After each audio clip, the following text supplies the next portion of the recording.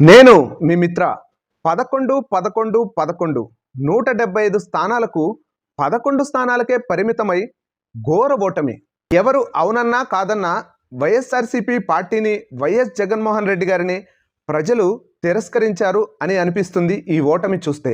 మరి జగన్మోహన్ రెడ్డి గారు ప్రజల మధ్యకు వెళితే ఆయనే సీఎం అనే విధంగా ప్రజలు బ్రహ్మరథం పడుతున్నారు వైఎస్ జగన్మోహన్ రెడ్డి గారికి. నాకు చాలా ఆశ్చర్యం కలిగింది. ఎందుకంటే ప్రజలేమో తిరస్కరిస్తే తప్ప 11 స్థానాలకే పరిమితం అవ్వరు. మరి ప్రజల వద్దకు జగన్మోహన్ రెడ్డి గారు వస్తే ఆయనే సీఎం అనే విధంగా బ్రహ్మరథం పడుతున్నారు.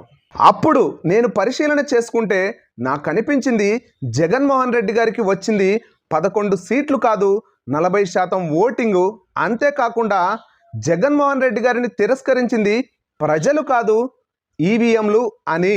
నాకైతే ఈవీఎంల మీద పూర్తి స్థాయిలో నమ్మకం లేదు. నేనైతే బ్యాలెట్ ఓట్లతోటే ఓటింగ్ చేయాలి అని భావిస్తున్నాను.